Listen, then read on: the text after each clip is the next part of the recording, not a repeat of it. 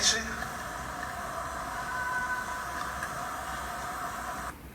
Vocês conseguem me ouvir, pessoal? Alguém só coloca pra mim aí se tá tudo... Se o som tá ok, por favor. Olá. Oi, tudo bom? Tudo bom. Tudo jóia? Você tá me ouvindo bem, Fernanda? Tô te ouvindo. Ah, porque lógico que o celular, eu resolvi dar problema, tive que trocar de celular rapidamente. É por isso que eu perguntava. E aí, não era 7 horas, cadê? Atrasamos aqui alguns minutos, porque o celular não entrou simplesmente. Entendi.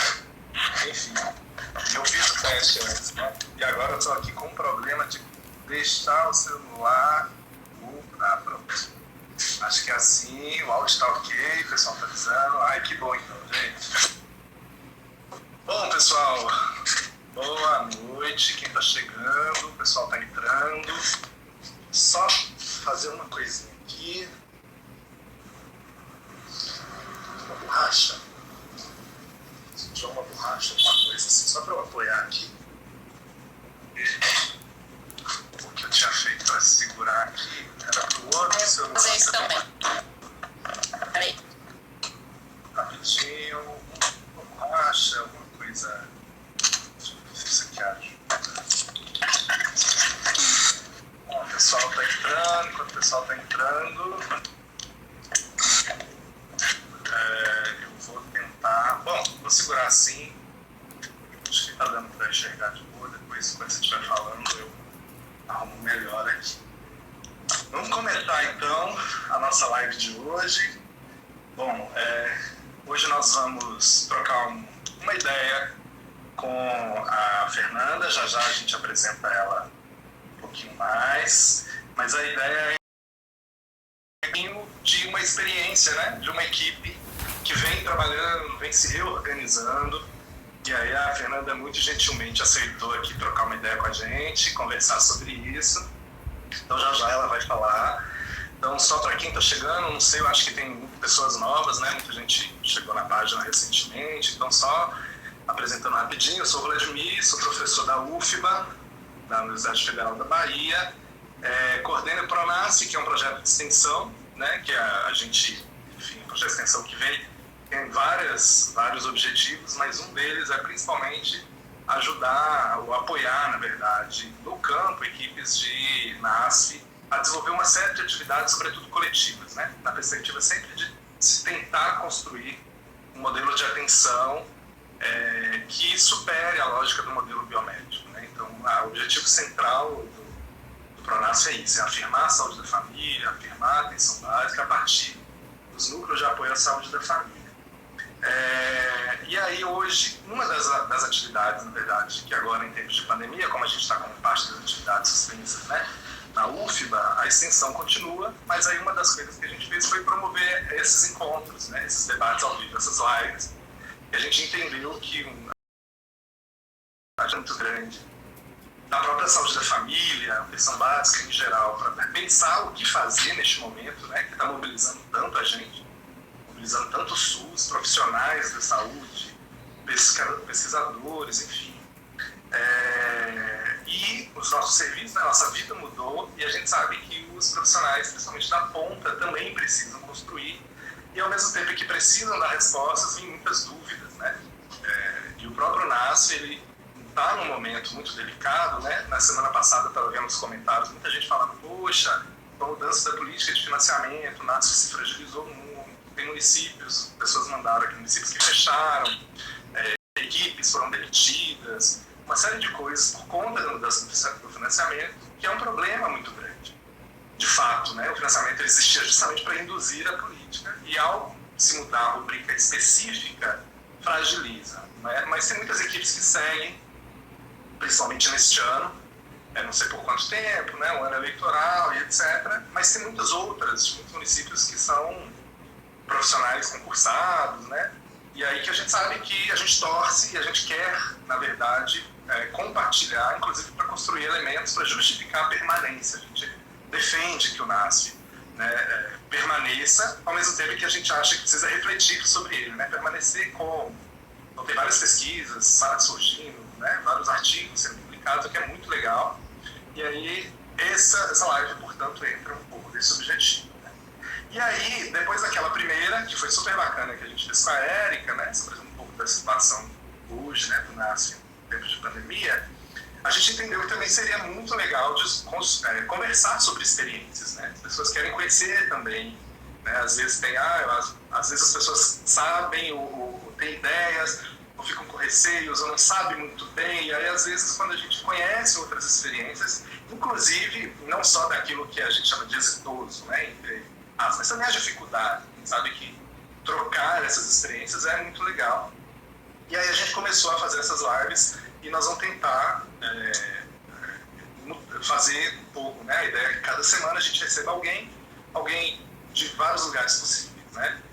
Então, algumas pessoas até entraram em contato também para falar com a gente sobre experiências. A gente sabe que o interior do Brasil também é muito diferente das capitais, então a gente também está querendo identificar experiências no interior para trocar aqui. Tem algumas pessoas que trocaram, então convite para as equipes, para os profissionais, que nos mandem também, né? A gente divulgou aí uma chamada de experiências, mas também pode mandar para a gente, aqui a gente está desenvolvendo uma coisa que é bacana, estamos pensando, na verdade. Então, se quiserem trocar uma ideia, para depois a gente até fazer umas lives aqui, acho que vale muito a pena. Eu preciso dizer rapidamente que esse projeto tem o programa Permanecer, porque a gente tem 2 bolsistas ligadas, inclusive estão aí participando, respondendo. Cecília Nunes, que é estudante de fonoaudiologia, Tamires Oliveira, que é estudante de fisioterapia. As 2 estão lá nas suas cidades, à distância, mas apoiando. Então, quem tiver o dúvida, mesmo que a gente não responda agora, né, Fernanda? Que talvez a gente não vai conseguir tudo mesmo. Mas fica o registro e depois a gente pode pensar outras maneiras de responder, ou, enfim, ou às vezes até surgir outras ideias, né? E aí, para começar a de hoje, eu queria rapidamente dizer que é fundamental a gente conhecer as experiências, é fundamental a gente entender o trabalho, a gente pensar o trabalho. A gente sabe que o profissional da saúde, isso é uma coisa muito interessante, principalmente no campo da saúde da família, que ele ainda tem uma certa autonomia sobre o seu trabalho, de poder pensar seu trabalho, de poder elaborar, né? A gente sabe que nem sempre é assim, mas a gente acredita que o trabalho em saúde ele é necessariamente interdisciplinar, em equipe, e que a gente tem um grau de autonomia para a gente pensar as nossas ações a partir das diretrizes, a partir, né, de tudo aquilo que nos orienta, dentro de uma perspectiva clara, que eu acho que é a que a gente defende, de afirmar o SUS, de fortalecer a atenção básica, né? Principalmente a atenção básica numa perspectiva ampliada. E aí eu queria marcar que é fundamental a gente entender que, mesmo diante deste momento, mesmo ou depois, ou mesmo antes, é fundamental a gente sempre refletir sobre que modelo de atenção é esse que a gente constrói no nosso dia a dia. Né? E a gente trabalha muito na perspectiva de compreender que é necessário que a saúde da família como um todo, e o NASF é parte da saúde da família, construa experiências e ações que venham na perspectiva de promover saúde, de prevenir, de cuidar das pessoas, né, que precisam, mas sobretudo de superar a lógica hegemônica desse modelo centrado só na doença, né, da lógica de saúde como mercadoria, né, que a gente vê e cada vez mais vê, a gente vê isso ainda hoje, né, as pessoas entenderem muito isso. Saúde é muito mais que isso. E aí é importante a gente pensar o tempo todo o NASF em relação a essa perspectiva, né?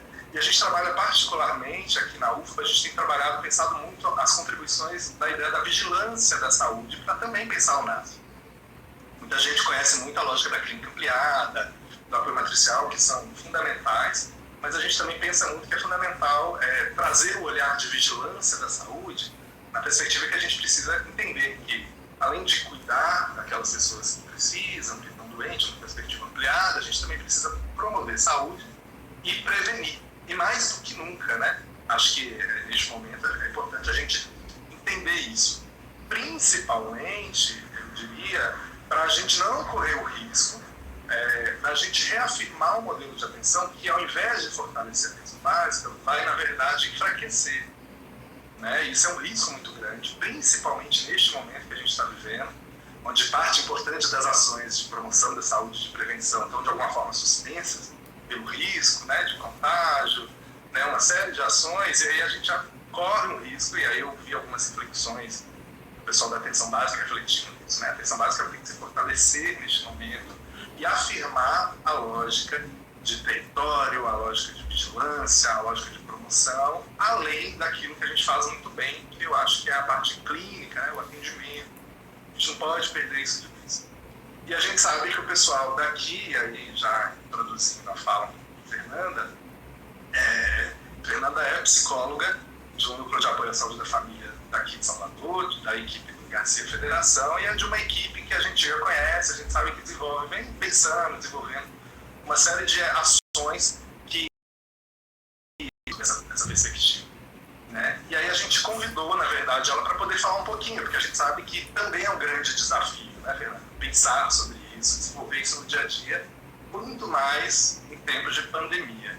E aí o pessoal da equipe, né, elas vêm desenvolvendo alguns trabalhos, algumas experiências lá interessantes, com algumas dificuldades, com algumas tentativas, mas acho que a gente achou que seria fundamental conhecer um pouquinho essa experiência.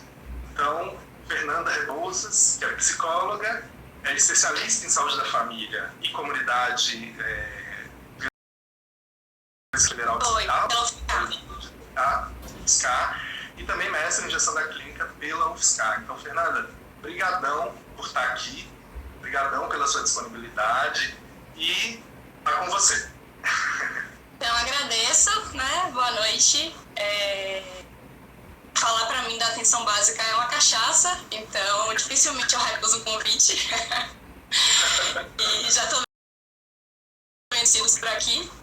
Então, acho que a primeira coisa que eu quero dizer é que eu não estou aqui sozinha, né? Então, se algumas ações têm sido possíveis, ainda que com muitas dificuldades, com certeza, como se fala na constelação familiar, né? Tem um monte de gente aqui atrás, junto comigo, que também dá sustentação, né? Para que essas ações, elas consigam, de fato, seguir, né? E ter algum resultado e pensar, como você diz, essa saúde, né? De uma outra forma, no momento em que, por mais que o SUS esteja aparecendo mais, né? Aparecendo muito, a atenção básica tem aparecido muito pouco na mídia e a gente está num momento em que a saúde, ela é vista muito como descartável, né? Então, eu acho que, muito longe de romantizar, né, as coisas que eu vou trazer hoje, mas eu acho que trazer a possibilidade de experiência e a possibilidade de tentar ter alguma coisa nesse momento, quando a linha comum eu acho que é para nos levar realmente para a inércia, para a paralisia, para o desânimo. Então, acho que o intuito dessa discussão hoje é que a gente possa pensar junto e pensar que possibilidades, no meio de um momento tão difícil, a gente pode construir. Fiz um roteirinho aqui, porque eu falo muito, então eu posso me perder. Mas vou apresentar um pouquinho o território, né? Você falou, mas imagino que tem pessoas de fora de Salvador, fora da Bahia. Então, a minha equipe, ela cobre 2 bairros, que é o Garcia e a Federação. Garcia é onde está uma das unidades, a gente apoia 2 unidades, né? Uma das unidades está nesse bairro do Garcia, com 3 equipes. É um bairro menor, um bairro mais antigo, com moradores que muitos deles moraram a vida inteira nesse bairro. É um bairro extremamente boêmio, né? Para quem é de Salvador sabe, então tem muitos bares. E isso dá uma característica para o bairro também de mobilização, de movimento, né? De alegria. Tem uma parte do bairro que é mais estruturada, então que a gente tem um colégio um pouco mais de classe média, alguns prédios, convivendo com outras áreas extremamente vulneráveis e muitas casas em costa, com risco de deslizamento. São bairros que, ao contrário do que às vezes as pessoas pensam, né, que talvez não tenha tanta vulnerabilidade nesses bairros mais centrais, né, talvez num distrito um pouco mais com os outros, mas a gente encontra situações absurdamente vulneráveis, né? Convivendo com outras mais privilegiadas. Já a Federação é um bairro com um perímetro muito maior, o que traz também uma característica diferente, para o trabalho. É uma unidade que tem 5 equipes e que tem um perímetro de cobertura, né, mais extenso, então isso faz com que o acesso à unidade também seja um pouco mais dificultado para algumas pessoas, e isso faz também com que a gente tenha que pensar em estratégias, né, de acesso a essa população. Tem uma região mais antiga, mas tem uma região também já, né, com pessoas mais novas, então é um bairro muito variado do ponto de vista do perfil. Tem muito comércio, muitas oficinas, muitos supermercados, tem 5 escolas, uma creche, então é um bairro que tem muitos equipamentos. Isso traz uma potência muito grande, porque também é um bairro com iniciativas comunitárias muito interessantes e que, com certeza, sem sombra de dúvida, a comunidade ela é fundamental para que a gente consiga fazer junto, né? E não fazer para. Então, isso tem feito muita diferença, principalmente nesse momento agora. Níveis variados de escolaridade, né? Desde pessoas que realmente não tiveram acesso a outras pessoas que estão na universidade, então é muito variado, muito trabalho informal, emprego e maioria de população negra, como na maioria dos bairros cobertos pelo Programa de Saúde da Família. Em relação aos problemas, né, as necessidades de saúde, eu acho que não vai fugir da maioria, talvez, das pessoas que estão aqui assistindo. Muitas pessoas com problemas crônicos de saúde, então eu listei, né, hipertensão, diabetes, obesidade, idosos acamados ou domiciliados, sequelas de AVC, demências, deficiências. Então, acho que é o perfil, talvez, que prevaleça mesmo, né, que hoje é atendido pelo SUS. E pensando um pouco mais aí no... Crônicas, né? Sim, muitas doenças crônicas. E pensando um pouco mais no público que eu lido mais frequentemente, né, os usuários em sofrimento psíquico, eu diria até que a Federação é um bairro mais vulnerável psiquicamente ainda. Casos de autolesão em adolescentes, ideação suicida, depressão e ansiedade graves, muitos casos de violência doméstica, surto psicótico, problemas de aprendizagem, que chega com problemas de aprendizagem, mas que na verdade tem várias outras questões relacionadas à infância, muitos casos de autismo. Então, perfil é o perfil que eu acho que a maioria das pessoas que trabalham em NASF vivencia.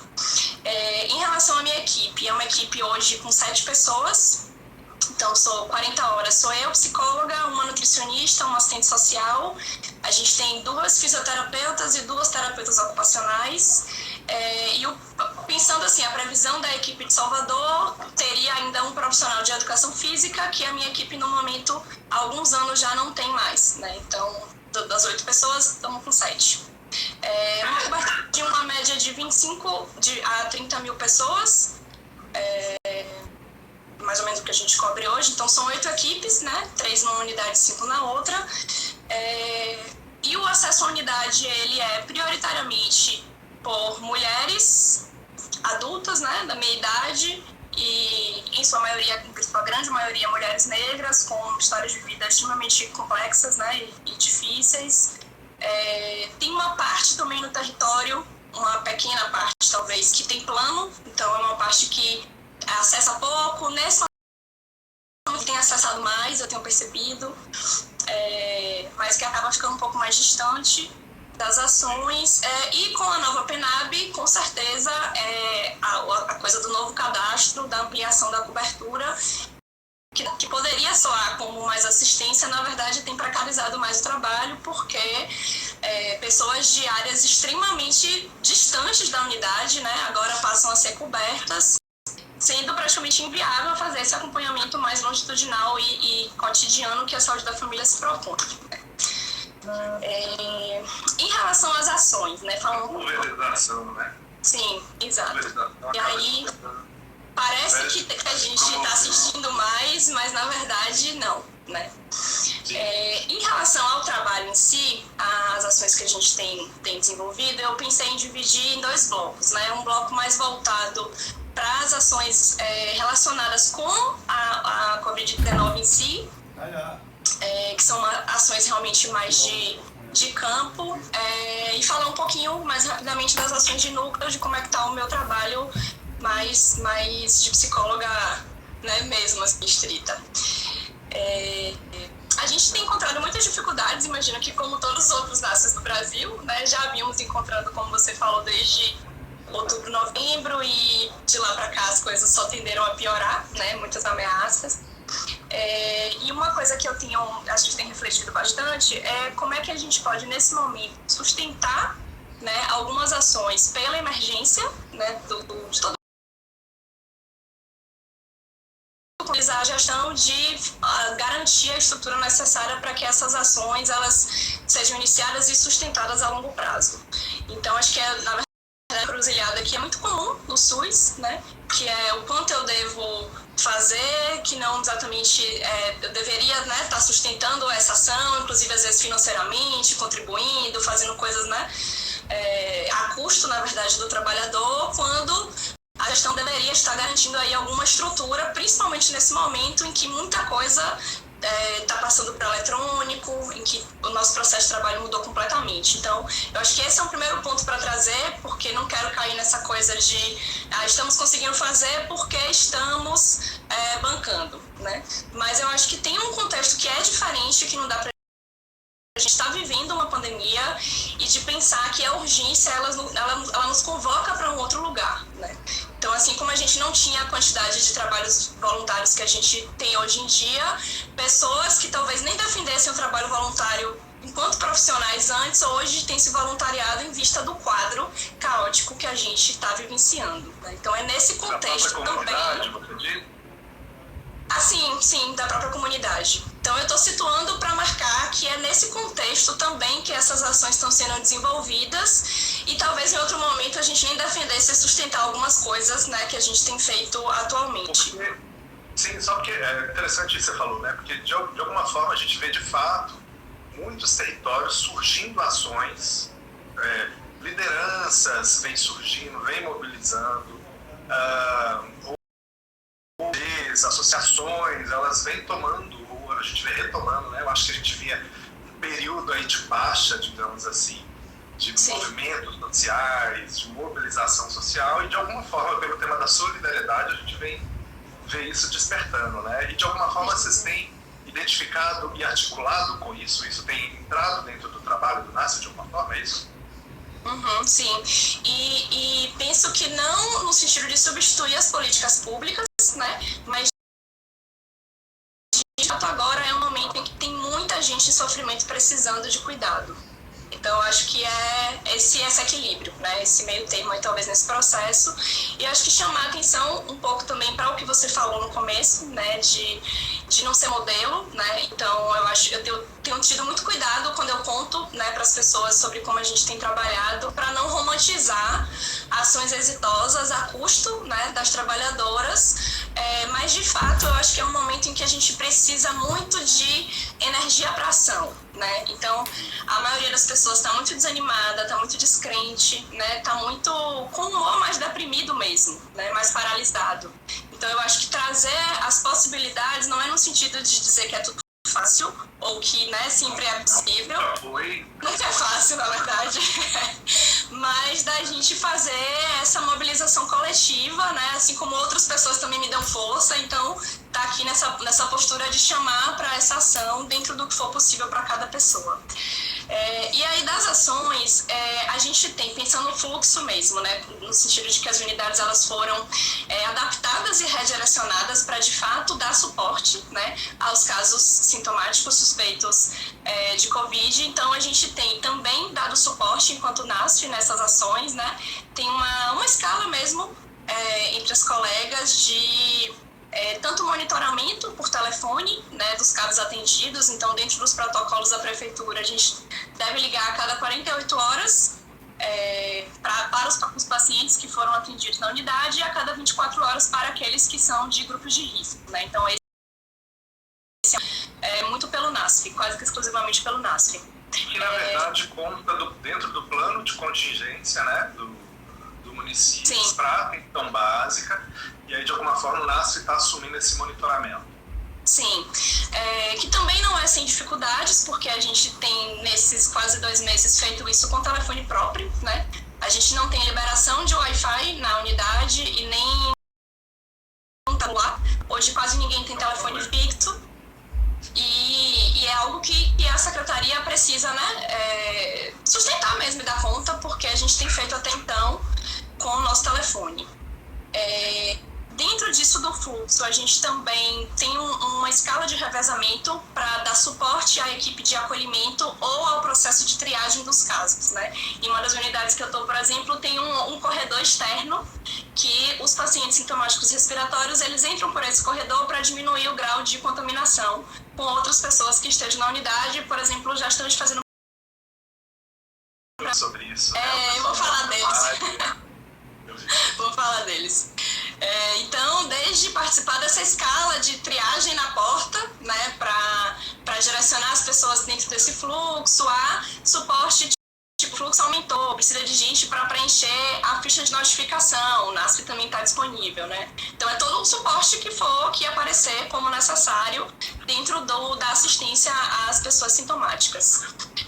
Além disso, a gente também fez, eu vi isso, né, em algumas experiências, e aí uma das colegas puxou isso, que é fazer o mapeamento da curva de pessoas com Covid no território, né? Eu ainda tenho que, por mais que a gente veja que as mortes aumentam a cada dia, tem um distanciamento, né, das pessoas em relação a isso. Então, nos territórios em que a gente está, o número de pessoas circulando na comunidade é absurdo, a vida funcionando como sempre funcionou, inclusive muitas vezes sem máscara, jogando dominó, as pessoas batendo papo. Então não tem funcionado tanto esse apelo de fique em casa, né? Então esse mapeamento é no sentido de trazer a coisa um pouco mais para perto, e aí as informações são desde casos suspeitos, identificados e atendidos na unidade, fazendo um comparativo entre o início da quarentena e agora, no sentido de aumentar um pouco, de ver como é que essa curva tem crescido no bairro em que eu moro, a quantidade de óbitos, a quantidade de pessoas que talvez tenham tido esses casos confirmados, e aí a gente tem usado tanto os dados produzidos pela própria unidade como para ver se a gente consegue mais informações. E aí, né, tem algumas colegas mais à frente disso. Fizemos um cartaz mesmo físico para ir sendo atualizado uma vez por semana e um card virtual também atualizado uma vez por semana para que seja disparado para a comunidade, né? Hoje, grande parte da comunidade tem acesso ao WhatsApp, então é um meio de comunicação que funciona. Deixa eu aproveitar, porque eu vi uma pergunta que pode ser interessante. Alguém perguntou aqui, deixa eu ver se eu consigo achar sem derrubar, pelo amor de Deus. Celina perguntou, vocês sugeriram essas ações ou a prefeitura foi quem direcionou o NASF para tais ações? Eu acho que ela está falando mais especificamente dessas. Sim. Da prefeitura, do plano de contingência, a única ação que está definida como ação do NASF é a ação de monitoramento por telefone dos casos atendidos, dos sintomáticos, né? Foi a única ação especificamente definida para o NASF. O resto foram coisas que foram espontaneamente da equipe, em parceria com as equipes de referência, para que a gente pudesse justamente reinventar o nosso trabalho. Entendeu essa necessidade e deu essa resposta. Muito a partir da necessidade de reinventar o trabalho mesmo, né? O que é importante ser feito agora, né? Nesse momento, já que uma série de coisas que a gente fazia nesse momento não está sendo viável. E aí você falou dos vídeos, né? Os vídeos têm sido também uma coisa que ganhou talvez uma publicidade maior do que até a gente imaginava. Chegou para pessoas que a gente não esperava. Hoje uma colega falou que está no site da CESAB, então acho que cresceu até um pouco mais do que a gente imaginava. A ideia dos vídeos foi muito a gente se manter próxima da comunidade, né? Então fazer esse processo que tem sido tão difícil da pandemia, que é estar distante fisicamente das pessoas. Então o vídeo ele tem uma coisa que a gente se sente um pouco mais perto, né? Então, até pelo objetivo de evitar que pessoas venham à unidade desnecessariamente e possam se contaminar, a gente fez os vídeos para ir até a comunidade, né? E aí as agentes comunitárias e os líderes comunitários têm sido essenciais nesse momento para disparar esses vídeos e conseguir que eles cheguem ao maior número de pessoas possíveis. Essa articulação com as lideranças, ela foi, com certeza, uma peça fundamental nesse processo. Então, como é que vocês fizeram? Como é que vocês conseguiram articular? Vocês já tinham um levantamento? Há uns anos atrás, eu fiz em parceria com o estágio de psicologia, né? Eu sou preceptora de estágio de psicologia da UFBA lá, e aí assim, um gás, que é uma coisa que no dia a dia a gente acaba não dando conta de fazer, mas aí os estagiários me ajudaram, e a gente fez um levantamento, deve ter uns 2, 3 anos, de todos os equipamentos sociais que existiam no território e o que eles ofereciam à comunidade, né? Desde cultura, esporte, lazer, assistência, religião, a tudo. A equipe tinha esse levantamento, que neste momento Sim. foi fundamental. É um levantamento que a gente nunca terminou, ele tá sempre, ele é pauta todo semestre. Né? Ele é pauta todo semestre porque sempre surgem coisas novas, a gente vê que está desatualizado, tem pessoas que a gente conseguiu falar uma vez e não conseguiu falar nunca mais, então é uma coisa que sempre... Né? Exato. Eu acho que é a coisa do território vivo, né? Então a gente começou a se aproximar e mantém se aproximando, né? Permanentemente. E aí, pessoas que, na verdade, algumas pessoas do NASF já tinham uma relação de mais parceria e proximidade, a gente teve a facilidade de acionar nesse momento, né? Com destaque para algumas lideranças de Centro Espírita, Igreja Católica e pastores evangélicos, e de uma ONG, que é uma ONG fantástica, né, que quem quiser acompanhar pelo Instagram chama Projeto Oxente, que faz coisas lindas e está muito atuante na pandemia. Então esses têm sido os nossos principais parceiros. E o Centro Espírita, eles têm feito cerimônias religiosas virtuais, e eles têm ajudado a divulgar os vídeos para a comunidade, né? Alguém perguntou aqui, eu vi assim, bem rapidamente, sobre o que são os vídeos. A gente fez um cronogramazinho, né, de vídeos, e que alguns já foram disparados, outros ainda serão.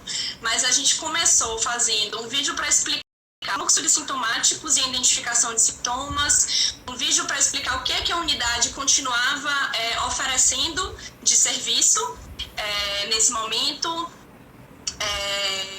A gente fez vídeos para fluxo de saúde bucal, que é uma urgência em saúde bucal, vídeo para orientação de como usar a máscara. Hoje uma colega agente comunitária sugeriu a gente fazer um vídeo sobre a orientação do descarte da máscara, porque tem visto muitas máscaras pelo chão na comunidade. Então é o que vai surgindo, as ideias vão surgindo, né? Estamos fazendo uns que a gente deve disparar na semana que vem, que a gente vai usar bonequinhos e fantoches, trazendo algumas informações também sobre as arboviroses e a Covid. Tenho tentado também organizar, junto com uma outra colega, alguns vídeos. Então, que informações que são importantes a gente levar até a comunidade nesse momento, em que está todo mundo muito fragilizado emocionalmente. E aí, assim, a gente tem feito vídeos sempre de no máximo 1 minuto, porque eu acho que o Instagram é uma rede social que tem, né, circulado muito, então permite vídeos de até 1 minuto para postar no feed mesmo. Então tem sido assim, vídeos curtos, rápidos, informativos. Se alguém ficar curioso sobre os vídeos, tem no meu Instagram, né? Então a gente vai soltando, eu vou postando lá também para ajudar nas ideias. E a última ação eu acho mais voltada para o Covid, que ainda talvez seja a mais incipiente, mas que a gente começou a articular a partir da semana passada, que é em relação à distribuição de máscaras. Inicialmente ficamos com receio disso ficar vinculado à unidade, né? Não é a unidade que está distribuindo máscaras, mas como essa ONG já estava fazendo esse movimento, junto com uma costureira voluntária, né, que estava fazendo as máscaras de tecido e distribuindo para famílias mais vulneráveis, a gente está tentando, desde a semana passada, com a parceria de algumas agentes comunitárias, que já identificaram várias costureiras no território, que se dispuseram a fazer as máscaras para doação, e aí estamos vendo como é que a gente organiza por agente comunitário, no sentido de identificação das famílias que são, de fato, mais vulneráveis e não têm acesso a adquirir a máscara. Então, em relação ao Covid, eu acho que é mais ou menos isso, assim, do que a gente tem tentado pensar. Como estamos de tempo, Vladimir? 40, a gente tem mais ou menos 20 minutos. Tá, aí eu vou correr. Talvez, se você puder, essa fala em mais ou menos 15, que aí depois a gente tenta responder algumas coisas aqui também. Tá certo. Tá. Em relação ao cuidado da comunidade em si, né, que eu acho que foi uma grande questão que apareceu para o NASF, como é que a gente vai fazer, o que é que a gente vai continuar atendendo, não vai, teleatendimento. Ainda não tem nada implantado a nível nível de prefeitura hoje para atenção básica mais formalizado, né, para teleatendimento, embora a gente ouça coisas e veja coisas até a nível mais nacional. Mas, pensando nos casos que eu acompanho, feito risco no sentido de custo-benefício, né? Então, de avaliar com os próprios usuários e com a parceria com as equipes, que são as pessoas que, dentro de uma certa gravidade e um certo risco de outras coisas também muito graves que possam acontecer além do Covid, não daria para a gente recuar totalmente do cuidado, né? Então, eu tenho organizado mais ou menos nesse sentido. Então, a gente já ouviu diversas vezes que aumentou o número de violência doméstica. E algumas mulheres, inclusive, me falam, eu não tenho como ser atendida pelo telefone porque meu telefone... Né?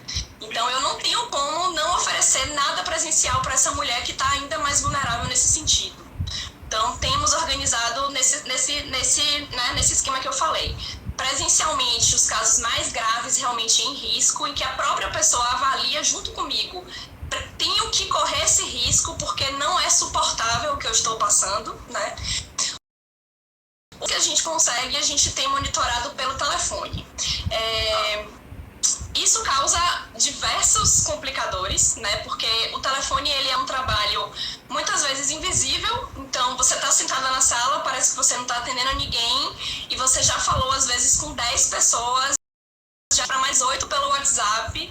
Então, é um trabalho que eu acho que gera uma sobrecarga importante, né? Inclusive fora da hora de trabalho. Então, algumas pessoas que eu acompanhava, por exemplo, que eu avaliava que tinham risco real, tinham o meu telefone, o meu celular, mas eu acabei, pela urgência, tendo que disponibilizar para um número muito maior de pessoas para evitar que essas pessoas vão à unidade buscar assistência, né? E aí tenho feito uma gestão aí complexa e delicada desse processo de assistência, muito em parceria com as minhas colegas, né? Inclusive as equipes de urgência, né, que são muito parceiras nesse sentido. O que mais que eu posso falar?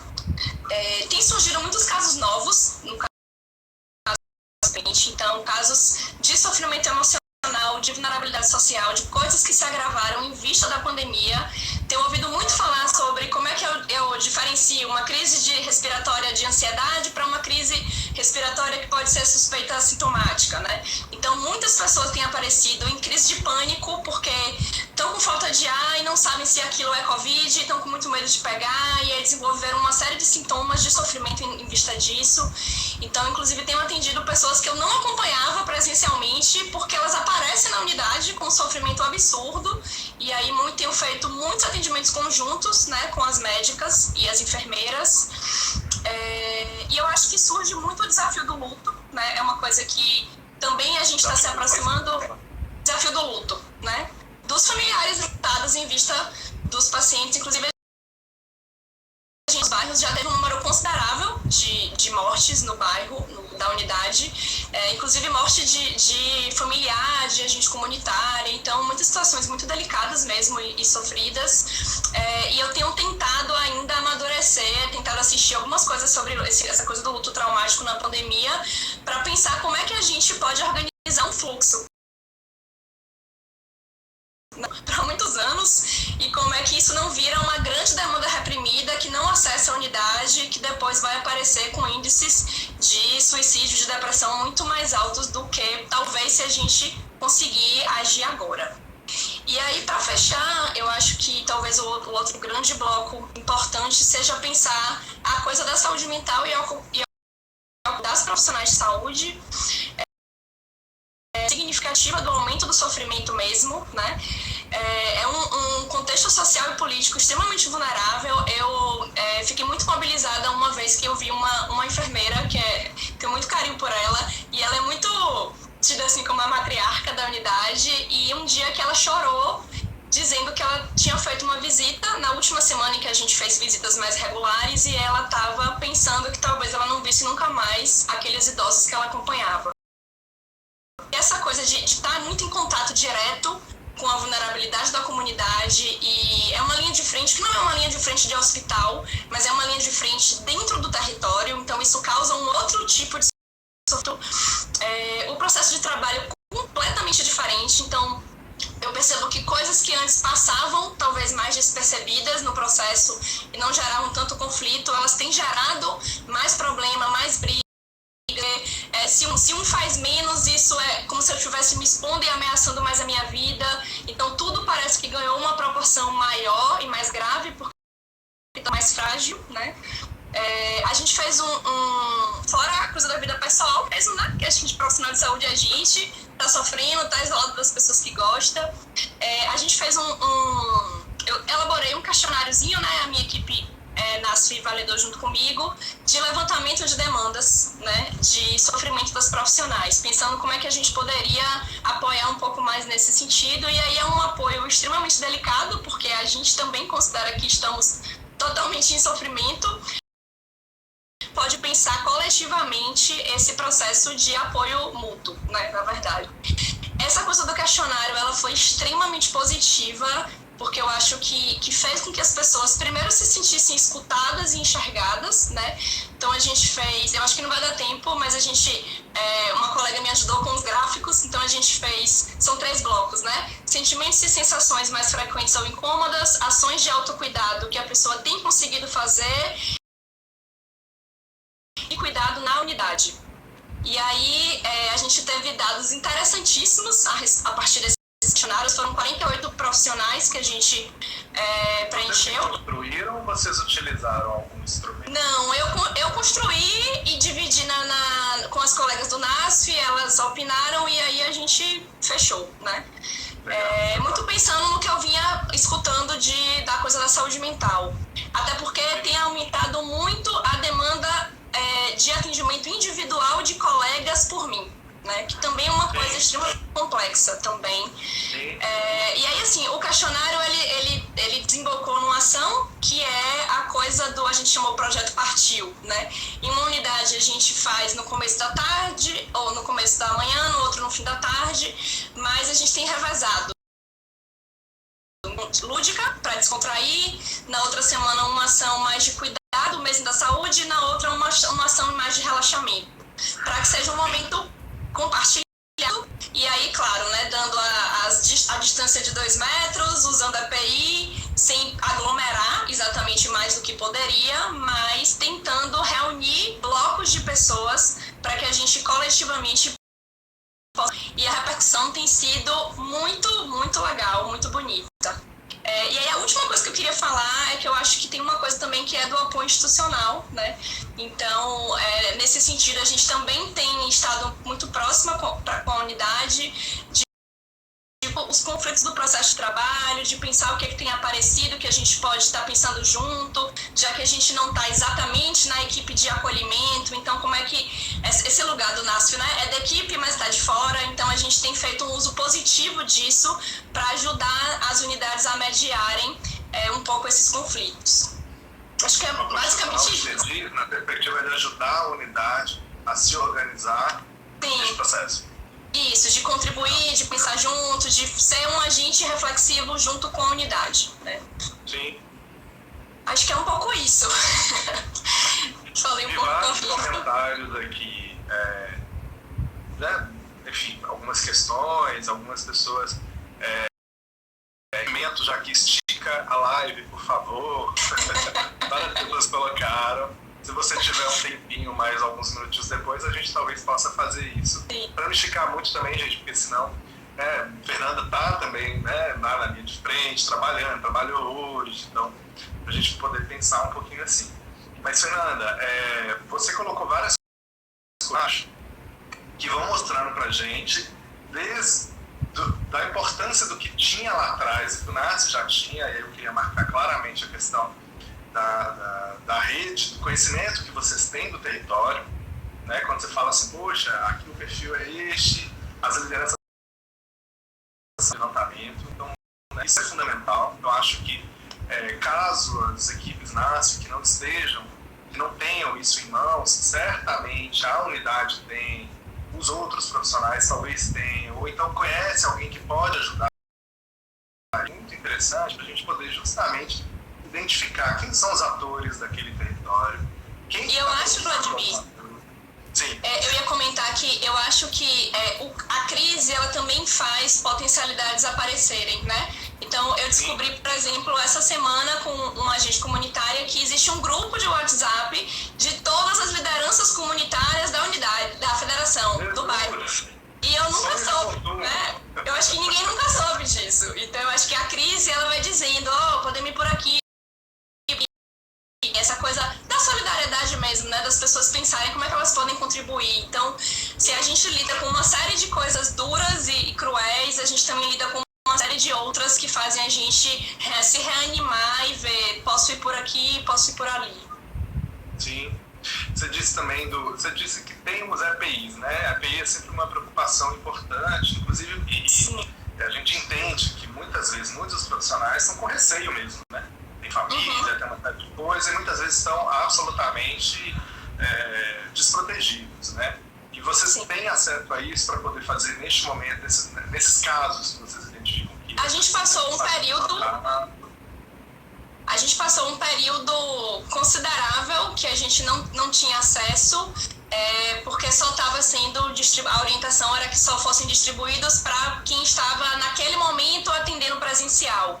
Então, se a gente não tinha, por exemplo, uma agenda marcada naquele turno, a gente não poderia ter o EPI que possibilitasse justamente desenvolver outras ações, né? E aí eu acho que teve alguma coisa na prefeitura mesmo, né? Uma normativa, um comunicado de compra de EPIs. Então, nas últimas semanas não tem faltado. A única coisa que foi tá um pouco mais restrita é a coisa da touca, né? De proteção. Mas a máscara descartável, a gente tem recebido, a máscara cirúrgica, né? A gente tem recebido. E vocês têm conseguido, existe a possibilidade ainda de fazer conversa com os outros profissionais da equipe, da saúde da família, enfermeiros, médicos, também à distância, igual você está fazendo com os usuários? Como é que está sendo essa relação neste momento hoje com os profissionais das equipes? Os próprios agentes? De direito, Vladimir. Em que sentido? Da relação mesmo. Vocês estão conseguindo ter uma relação mais próxima com os agentes hoje, com os enfermeiros, com os médicos, enfim, com a equipe, né? Nesse momento também de distanciamento? Entendi. É engraçado essa pergunta porque, a princípio, eu acho que a minha sensação era de que isso ia produzir muito mais distanciamento, porque a gente não tinha mais as reuniões de equipe, né, para poder discutir as coisas e estar junto e tal, não tem mais reunião geral da unidade, a gente não faz mais visita domiciliar junto, então, a princípio... Não tem nenhuma reunião? Assim, fixa não. Esporadicamente acontece para alguma necessidade, mas como a gente do NASP participava uma vez por mês da reunião da equipe e tal, não está mais tendo a reunião, né? Muito no sentido de não aglomerar. A minha sensação é que a crise também produz busca de proximidade. Então, essa coisa de ter perdido uma série de atividades que davam sentido, né, à nossa rotina, ao nosso trabalho, faz com que a gente se aproxime de outras formas.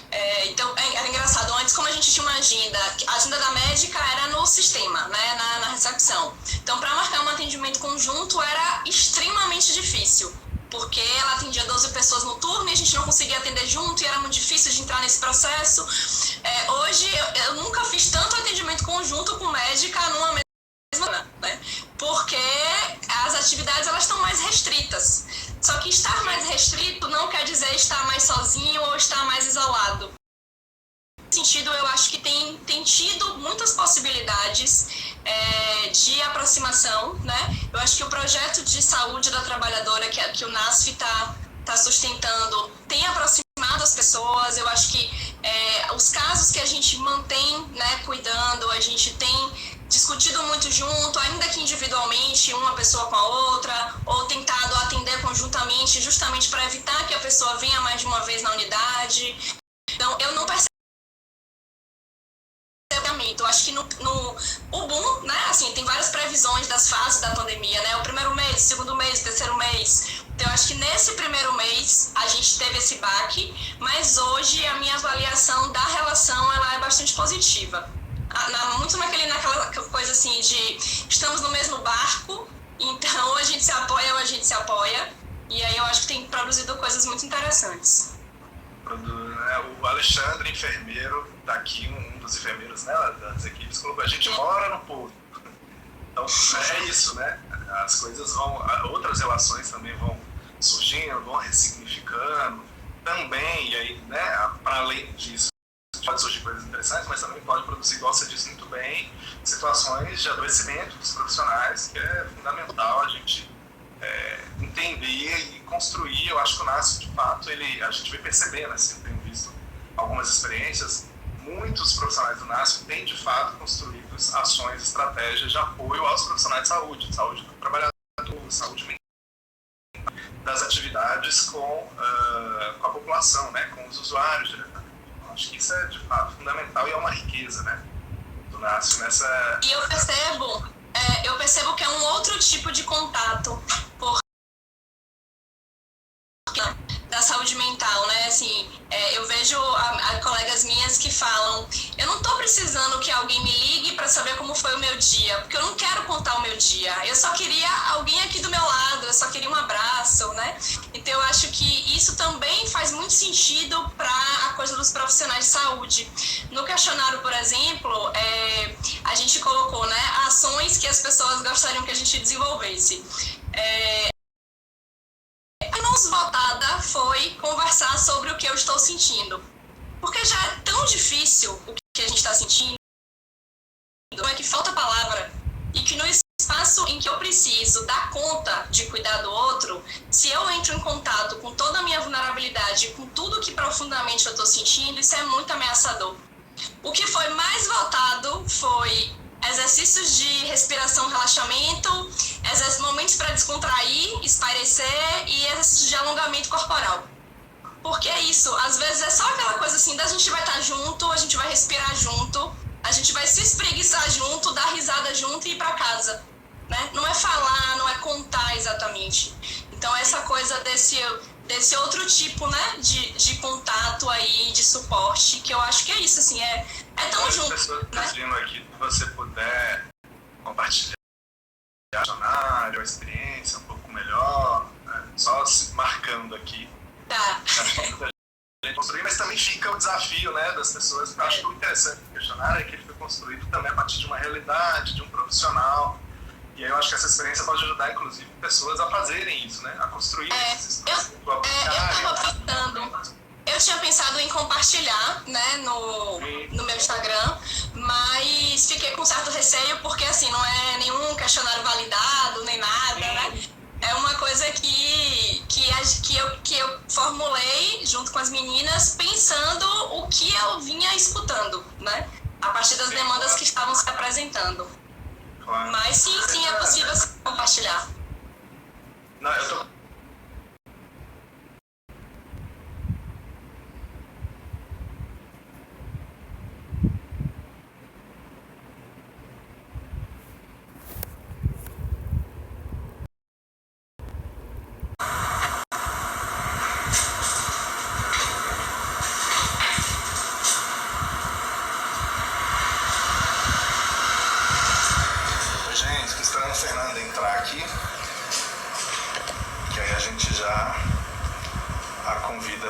finalizar, né? Para não ficar também muito tarde. Aqui.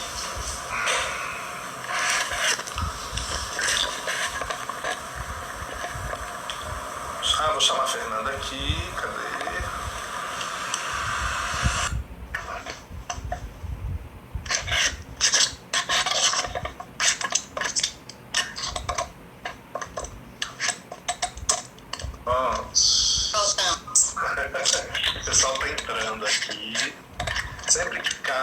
Diminuir, por isso que a gente tenta.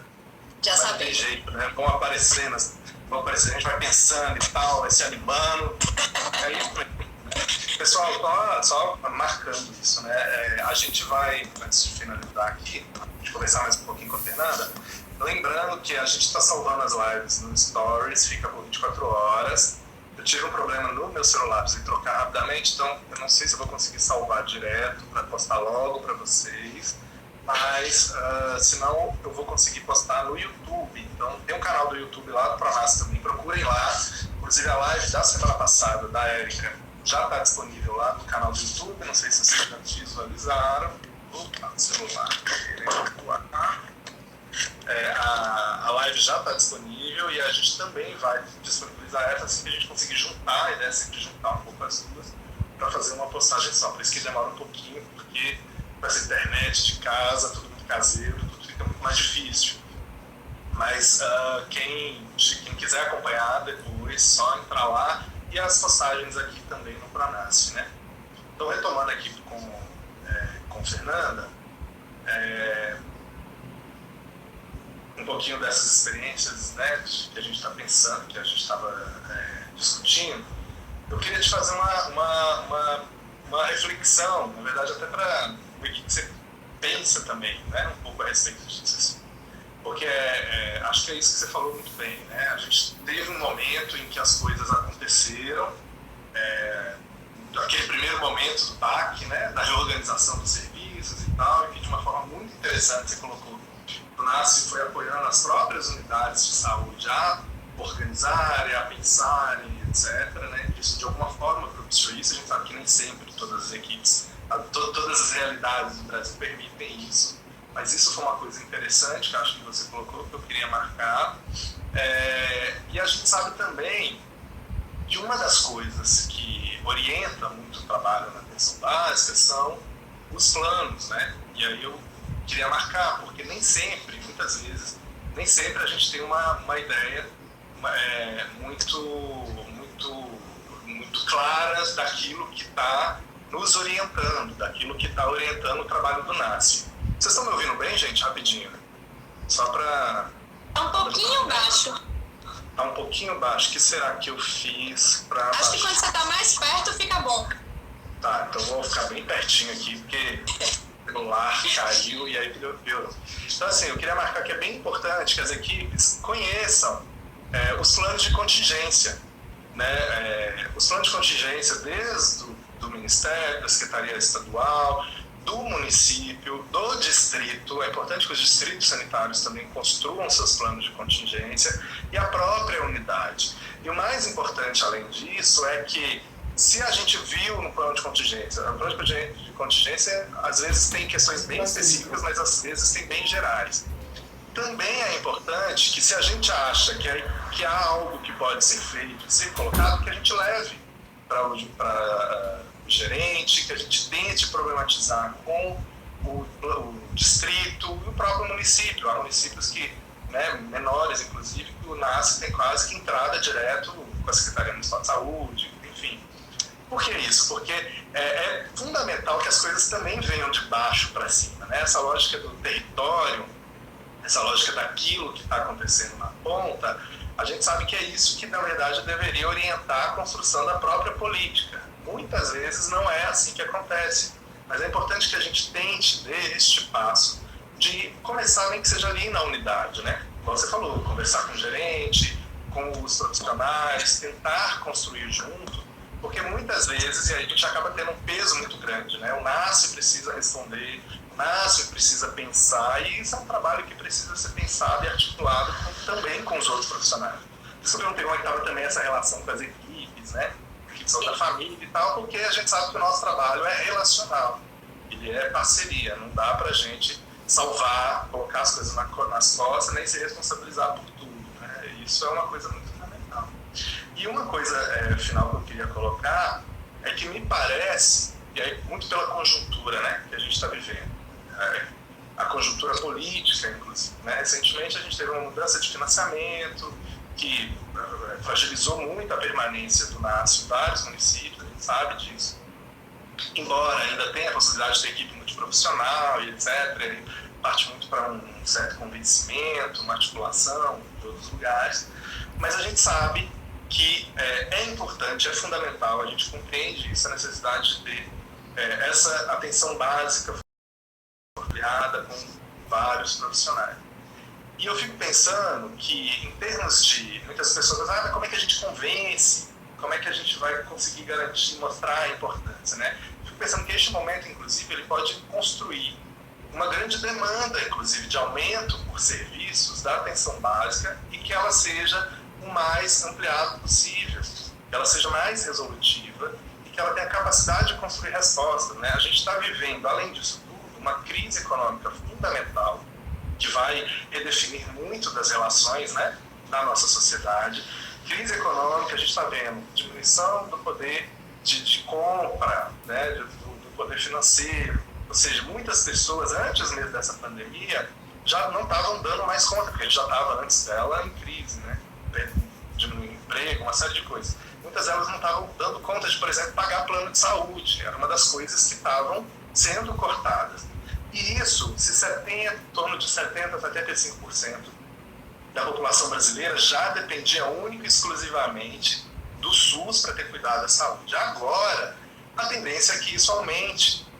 E vai aumentar, inclusive, uma tendência, uma necessidade, uma demanda por serviços de atenção básica, né? Além de tudo, querendo ou não, a gente tem, como você falou muito bem, né, um grande crescimento aí, por exemplo, de pessoas em sofrimento psíquico, porque essa situação gera uma série de outras coisas.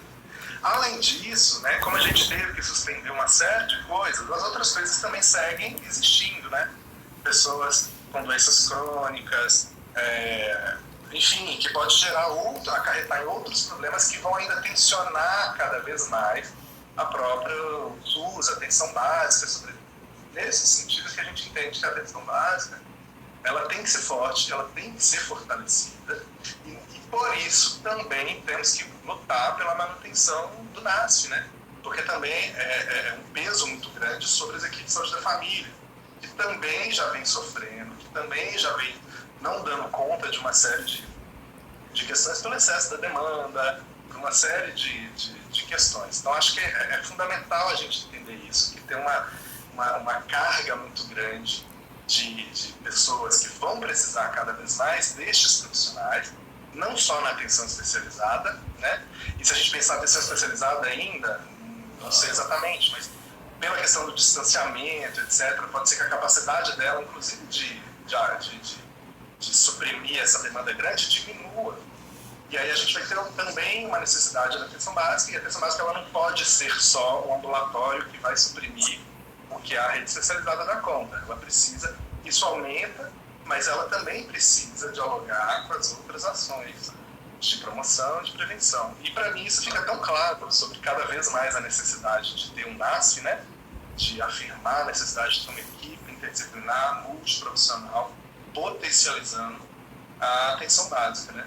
E essa experiência que você traz, eu acho que para mim isso vai ficando ainda mais claro, né? Você vai falando e eu vou balançando a cabeça, né?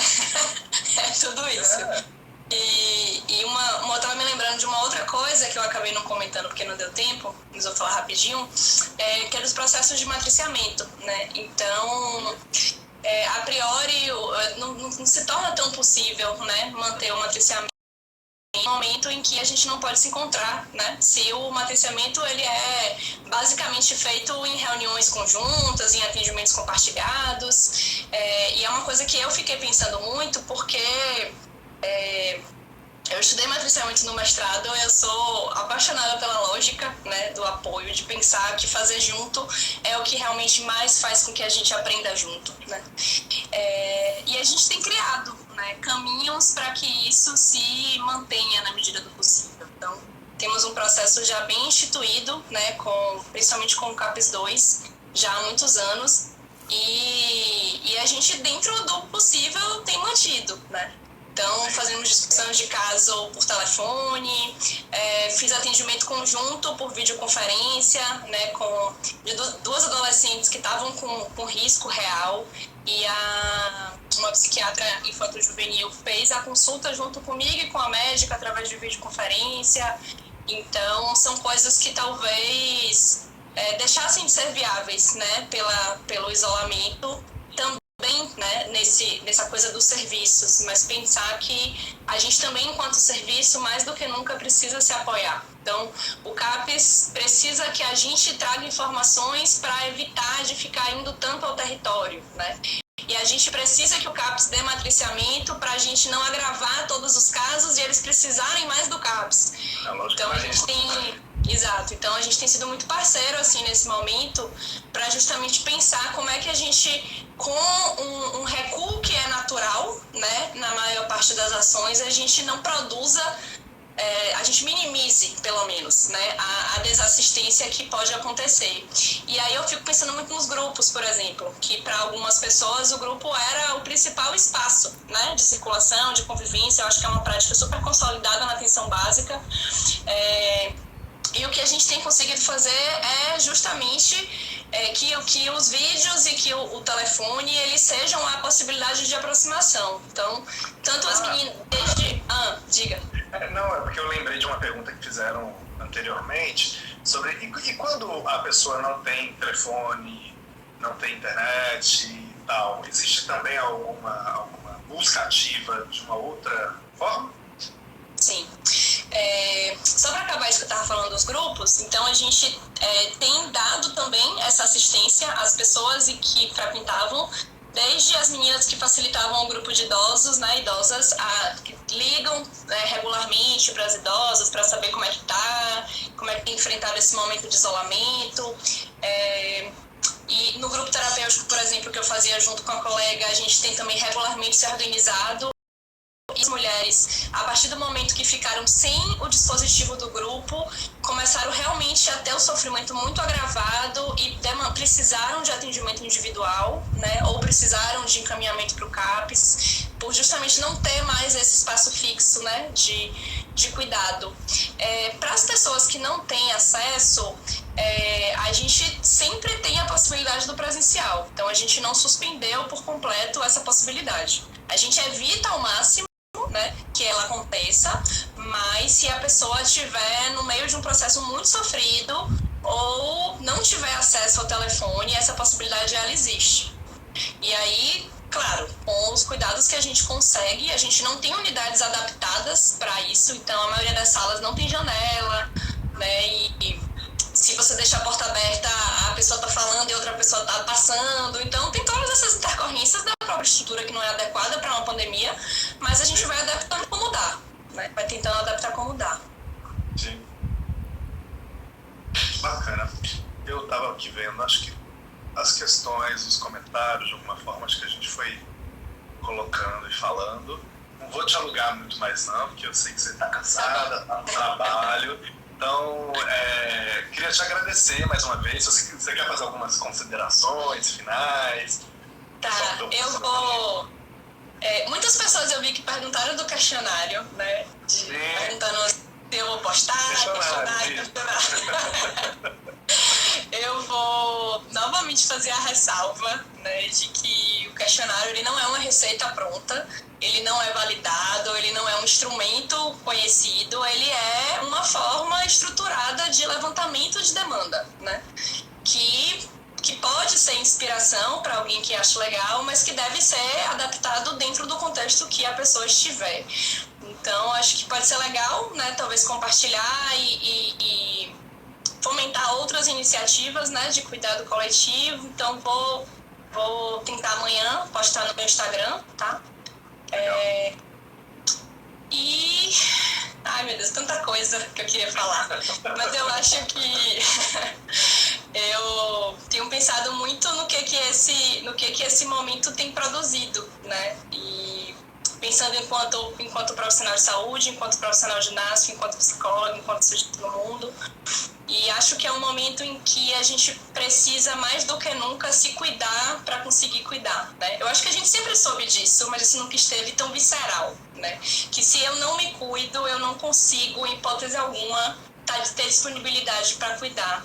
E acho que essa é uma das coisas mais importantes que eu tenho visto agora, porque a gente vai entrando num ritmo automático de funcionar, né, e de talvez não entrar em contato, porque, como eu falei, entrar em contato é muito ameaçador, mas que a gente possa, de fato, encontrar as nossas próprias estratégias de nutrição, né, de se reenergizar para começar o dia seguinte, e que de alguma forma a gente possa encontrar sentido, né, no cotidiano e fazer com que tudo que foi desconstruído com a pandemia a gente também consiga, dentro do que for possível para cada um e cada uma, produzir com isso, né, mais potência e novas possibilidades. É uma sensação de ajudar a colher as lágrimas, lavar a mão, enxugar as próprias lágrimas. Eu vi um médico falando isso, achei muito interessante, que é o momento de maior solidão da história e de maior necessidade de conexão, de cuidado coletivo, né? E acho que a gente tem que mesmo pensar como é que a gente consegue multiplicar, né? Multiplicar a potência, o cuidado, a energia para ação, que eu acho que é o que o mundo está precisando agora. E quando não conseguir também se acolher e ver que não é todo dia que a gente vai conseguir, que a gente é gente também, e vai chorar, e vai se desanimar, e vai se desesperar. É super-herói, né? Exatamente, não. Nada de super-herói e super-heroína. Não acho que o que a gente menos precisa agora é essa ideia, né? Não. Aqui são trabalhadores que precisam de cuidado, que precisam de equipamentos, né? É isso. Sim. E algumas pessoas perguntaram do Instagram. No canto superior tem, né, meu Instagram junto com o do Pronasf, mas para quem não viu é suspiro_psi, tá? Então acho que alguém já escreveu aqui, mas eu vou escrever de todo jeito. Algumas pessoas colocaram, pedi as bolsistas também para colocar. Tamil, estou vendo aí. Tamil, escreve de novo aí com o pessoal do Instagram. Escrevi. Mas tá aparecendo aí, gente. Ela tá falando direto do Instagram dela, então, né, dá pra saber. Fernanda, brigadão mais uma vez, foi super bacana. Acho que essa fala final, a nossa ideia é que essas lives sejam um pouquinho isso também, né, dentro da medida do possível. Mas, né, alguém falou no final, eu vi aí, poxa, que bacana, a gente não se sente só, que legal, né, é um pouco isso que a gente quer também, de alguma forma, ajudar a pensar, a problematizar, né? Então, aconchego, servir para isso também, poxa, que bacana. Então, a gente fica muito feliz aqui no Pronasf, né? Então, eu queria de novo agradecer a Fernanda e toda a equipe, que eu sei que, como ela disse, não é só ela que está aqui, tem muita gente atrás, eu não tenho a menor dúvida disso. Então, agradeço a você, a sua equipe e ressaltar para o pessoal, então, gente, que a gente vai deixar salvo em stories os dois vídeos, vou tentar baixar também o mais rápido possível para deixar lá no canal do YouTube. E só para aproveitar para a divulgação aqui, a partir da semana que vem, dia 18, a UFBA, de onde a gente aqui está falando, do Projeto Sessão, começa um congresso todo online, todo virtual, com mesas muito interessantes, saúde, educação, economia, de todas as áreas. Com certeza vai ter muita mesa sobre atenção básica, sobre o NASF, quer dizer, o NASF vai ter, porque é que a gente propôs, eu e Milena, a professora Milena aqui também comentando, nós estamos propondo uma discussão, então já está confirmada, a gente só não sabe que dia vai ser, porque ela vai ser ao vivo, a gente divulga no site. Eu vou divulgar também, Vladimir, eu vou estar numa mesa com a professora Mônica Lima e João Batista, que está fazendo residência no CAPS, pensando um pouco essas duas perspectivas do cuidado da saúde mental, na atenção básica e no CAPS nesse momento. Bacana.